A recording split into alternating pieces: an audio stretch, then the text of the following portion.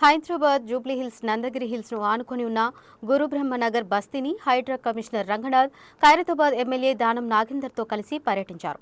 బస్తీకి కాలనీకి మధ్యలో ఉన్న పార్కు స్థలం గత కొద్ది రోజులుగా వివాదాస్పదంగా ఉండటంతో హైడ్రా కమిషనర్ ఇక్కడ పర్యటించారు.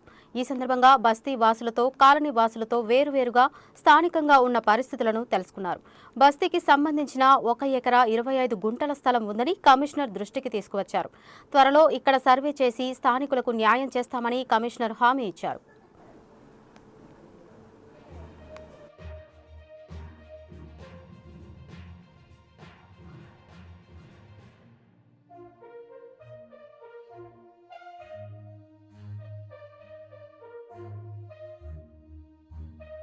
ఈరోజు ఇక్కడ గురుబ్రహ్మనగర్ ఈ బస్తీకి నేను ఇక్కడ స్థానిక శాసనసభ్యులు గౌరవనీయులు దానం నాగేందర్ గారు, ఇంకా ఇక్కడ ఉన్నటువంటి బస్తీ వాసులు, దీంతోపాటు మా హైడ్రా బృందం అండ్ ఈ స్థానికంగా ఉన్నటువంటి ఈ మన నందగిరి లేఅవుట్ సంబంధించిన వాళ్ళు అందరం కూడా ఇక్కడ వారికి సంబంధించినటువంటి పార్కు అండ్ ఇతర ఓపెన్ స్పేసెస్ సంబంధించిన కొన్ని ఇష్యూస్ గురించి దానికి ఇక్కడ పరిశీలనకి రావడం జరిగింది.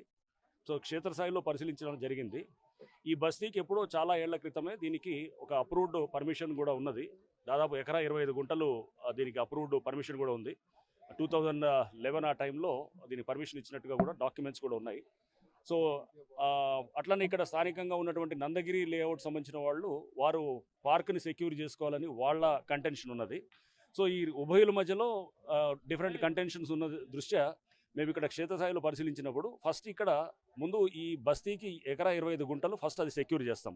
అది మనం మెజర్మెంట్స్ తీసుకొని మా డీజీపీఎస్ సర్వే చేయించి ముందు ఆ బస్తీకి రావాల్సినటువంటిది ఇస్తే కనుక డెఫినెట్గా వారికి రేపు ఎమ్మెల్యే గారు ప్రభుత్వం దృష్టికి తీసుకెళ్ళి వారు ఇక్కడ ఈ బస్తీకి సంబంధించినటువంటి నేను గతంలో కూడా చెప్పాను, పార్కు స్థలం ఏదైతే ఓపెన్ స్పేస్ ఉందో అది ఇప్పుడు కూడా ఓపెన్గానే ఉంది. ఎక్కడ మెజర్మెంట్ చేసినా ఓపెన్గానే ఉంది. రెండోది ఏంది, సిఎస్ఆర్ కింద వాళ్ళు మేము కడతామని చెప్పారు, అది రీసెంట్లీ ఇచ్చారు.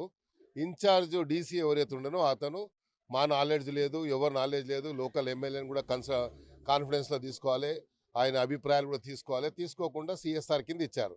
సిఎస్ఆర్ కింద ఎవరు ఇస్తారు? ఏదైనా మల్టీనేషనల్ కంపెనీ ఏదైనా కంపెనీ ఉంటే వాళ్ళు ఏదైతే ట్యాక్స్ రూపంలో కట్టేటువంటో దాని ద్వారా సిఎస్ఆర్ ఫండ్ని యూజ్ చేస్తారు, అది పద్ధతి.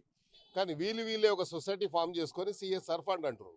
వాళ్ళ సోర్స్ ఆఫ్ ఇన్కమ్ ఏందో మాకు తెలియాలి కదా. ఇంకోటి ఏంది, పార్కు నామ్స్ ఉన్నాయి కొన్ని, ఆ నామ్స్ ప్రకారంగానే పార్క్ కట్టాలి. అలా కాకుండా ఇలా 10 ఫీట్లు 12 ఫీట్లు గోడ కట్టేది అధికారం ఎవరికి లేదు, జిహెచ్ఎంసీకి లేదు, నాకు లేదు, ఎవరికి లేదు. కాబట్టి అప్పుడు మేము ఆపడం జరిగింది. ఎందుకంటే అలా ప్రైవసీ దెబ్బతింటుందని చెప్పాము. ఎంతైతే వీళ్ళకి ల్యాండ్ కేటాయించారో అంతవరకే వీళ్ళు ఉన్నారు. 1 ఇంచు ఎక్స్ట్రా ఉన్నా కూడా నేనే చెప్పాను, ఆ కింద ఉన్నటువంటి దాంట్లో 8 గుడిసెలు 10 గుడిసెలు ఎక్స్ట్రా ఉంటే తీసేయమని నేనే పర్సనల్గా చెప్పాను వాళ్ళకి. రేపు డిపార్ట్మెంట్ వచ్చి కూలగొడితే నేను బాధ్యత కాదని చెప్పాను. దాన్ని కొంచెం పొలిటికలైజ్ కూడా చేసి పేపర్లలో రాసి ఎమ్మెల్యే గారు వచ్చి తీయమని చెప్పారు అని చెప్పారు.